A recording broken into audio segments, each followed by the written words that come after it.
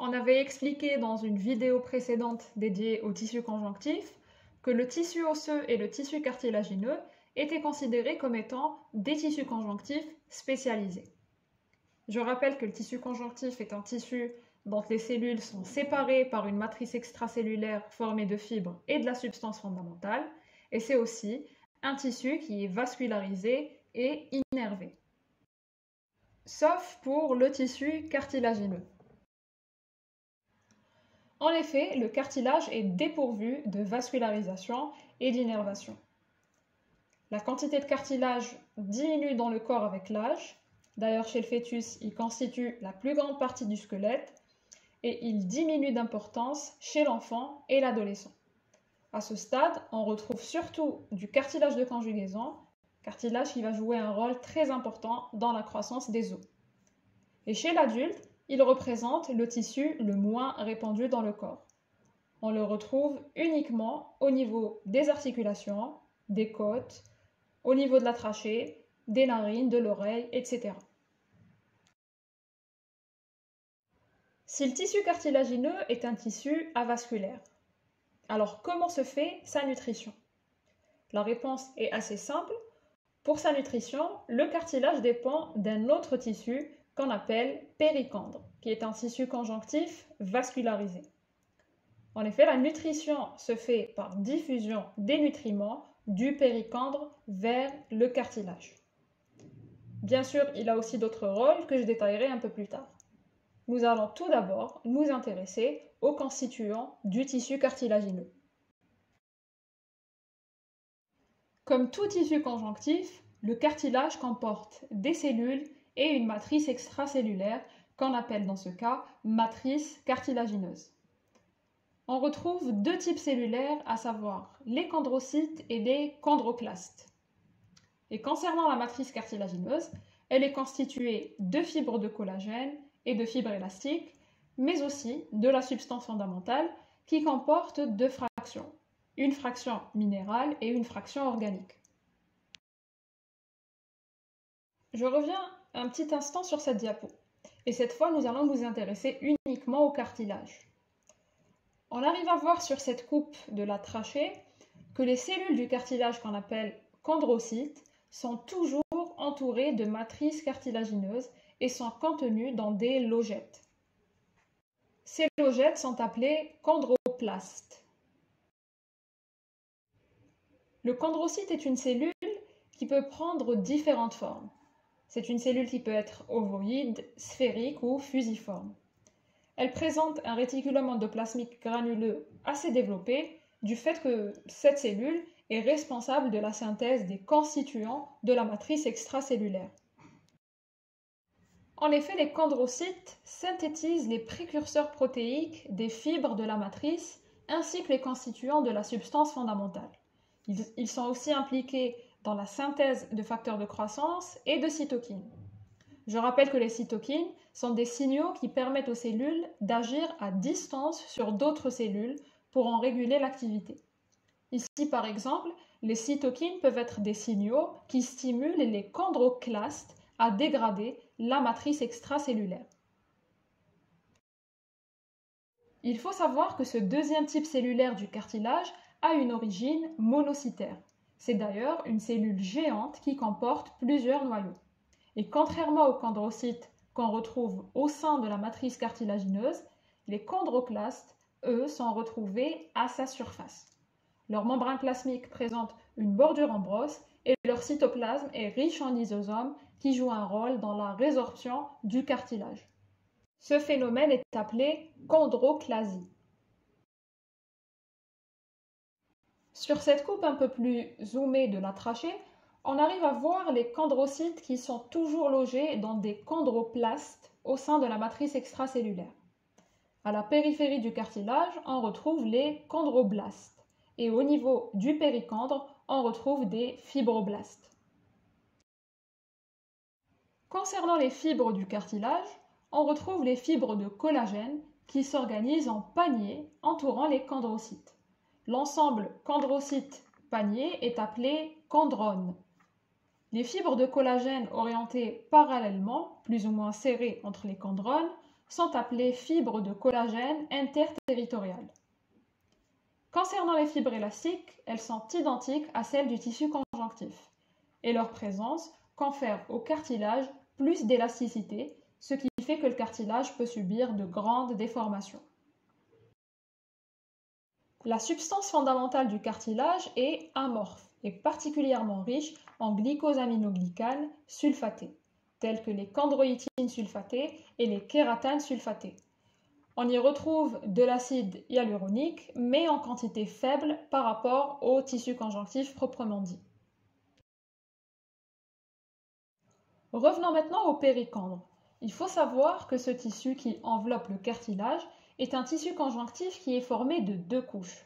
On a une couche interne qui est dite couche cellulaire et une couche externe qui est dite couche tendiniforme.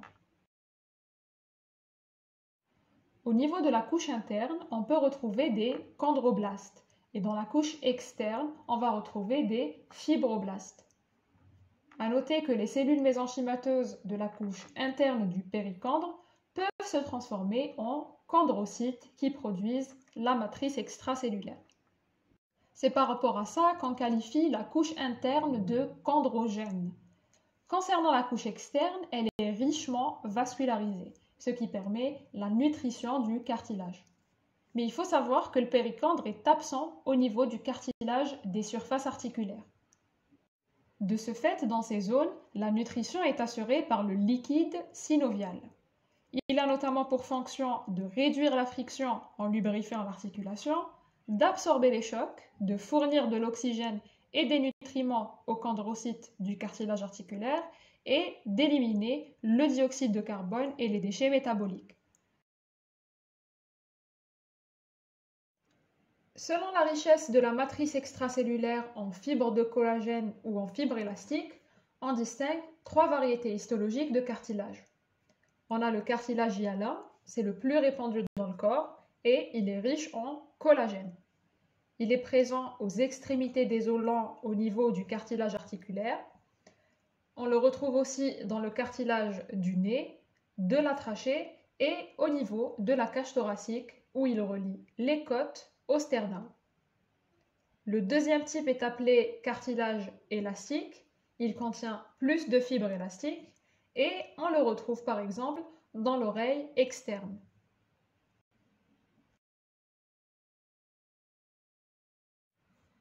En dernier, on a le cartilage fibreux qui est plus ferme et on le retrouve au niveau des disques intervertébraux ou dans les ménisques des genoux.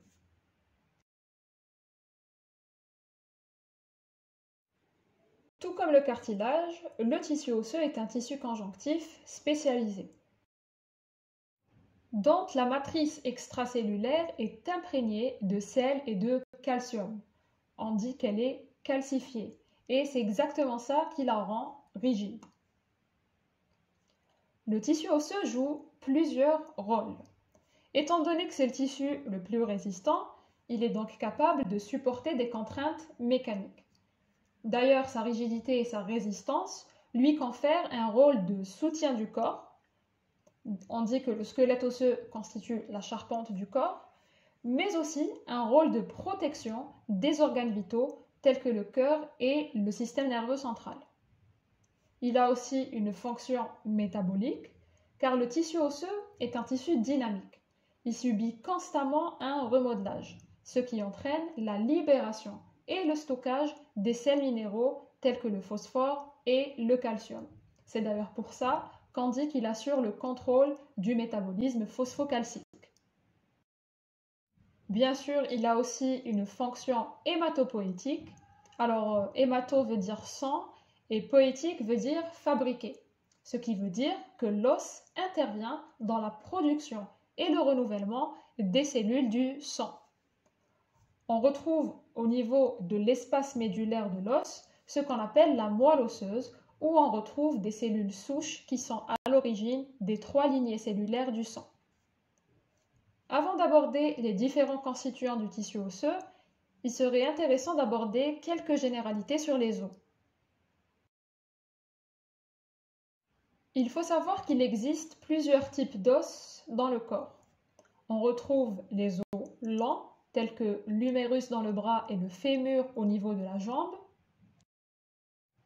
On retrouve aussi des os courts, tels que les os retrouvés au niveau du poignet et de la cheville, appelés respectivement les carpiens et les tarsiens. Au niveau de la boîte crânienne, on retrouve un autre type d'os qui sont dits les os plats, tels que l'os frontal, occipital, temporal et l'os pariétal. On retrouve aussi des os plats dans d'autres régions du corps, comme au niveau de la cage thoracique où on retrouve le sternum. S'ils présentent des formes complexes, on dit de ces os qu'ils sont irréguliers, comme le cas des vertèbres au niveau de la colonne vertébrale. Et en dernier, on retrouve les os sésamoïdes, qui sont de petits os que l'on retrouve principalement près des articulations ou dans l'épaisseur des tendons. Parlons un peu de leur structure à présent. Concernant les os lents, on a pris l'exemple d'un os en cours de croissance. Ces os ont une forme allongée, comportant un corps qu'on appelle diaphyse et deux extrémités appelées épiphyses.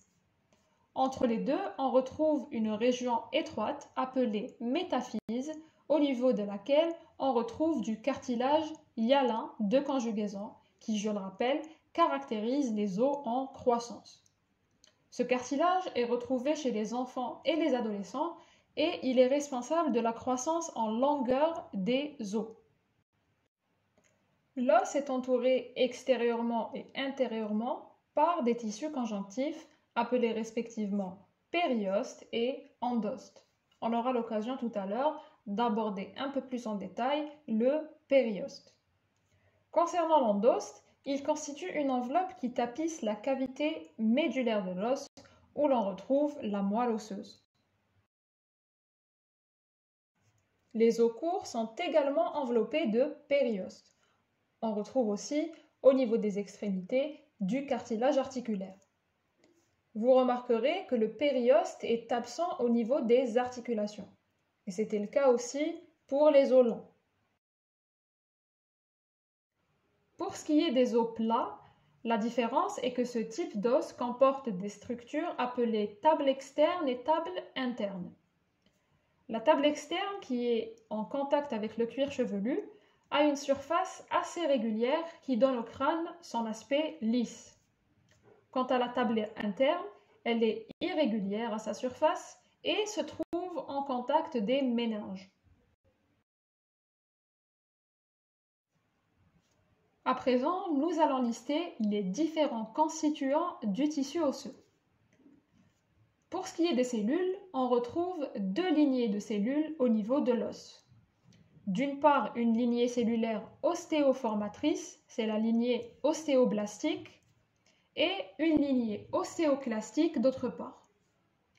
Tout ça veut dire que dans un tissu osseux, on va retrouver des cellules qui seront responsables de la formation de la matrice extracellulaire et on va retrouver aussi des cellules qui seront responsables de la dégradation de la matrice extracellulaire, chose qui est assurée par les ostéoclastes. Concernant la matrice osseuse, elle est constituée de fibres de collagène de type 1 et de la substance fondamentale qui comporte une fraction minérale et une fraction organique.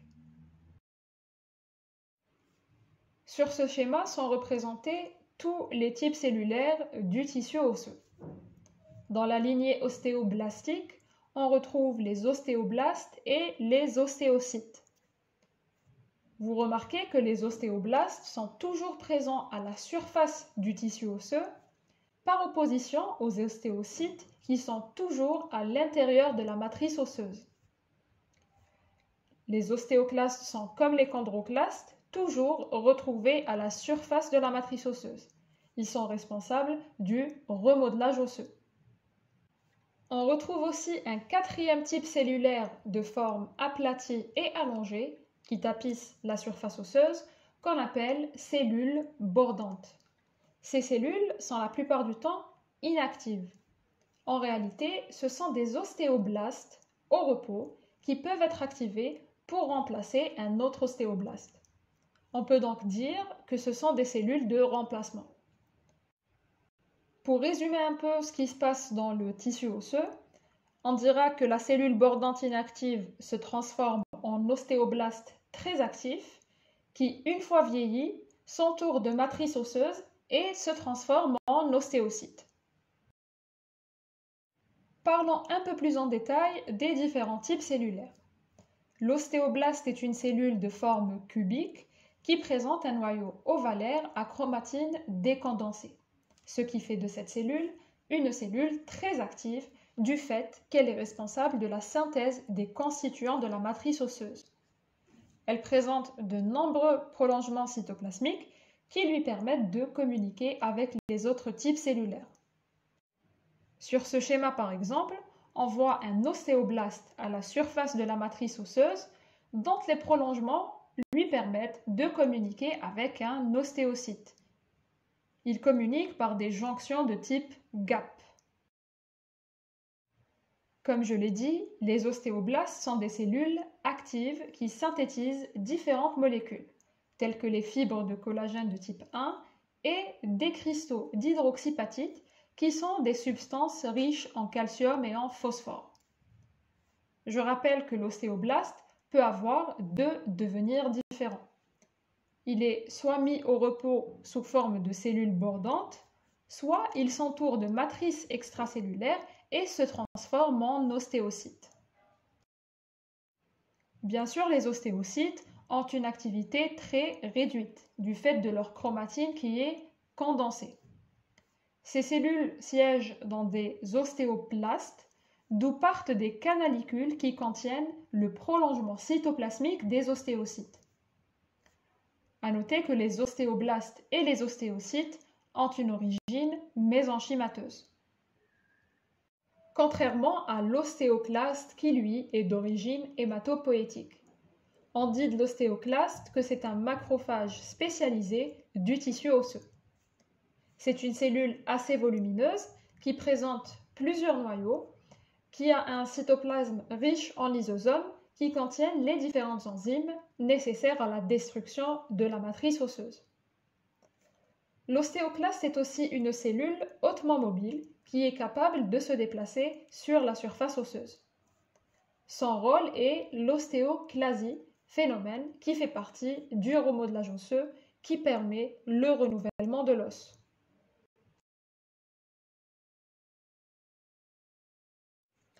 Pour ce qui est de la matrice extracellulaire, je rappelle qu'elle comporte une phase organique qui représente 30% de la masse osseuse et une phase minérale qui en représente 70%. La phase minérale est essentiellement représentée par le calcium et le phosphate. La phase organique, quant à elle, est représentée par les fibres de collagène, par des GAG tels que la chondroïtine sulfatée, par des protéoglycanes et des protéines non collagéniques telles que l'ostéonectine qui est une protéine qui lie le collagène à la phase minérale ou encore l'ostéopontine qui lie les cellules osseuses à la phase minérale de la matrice osseuse.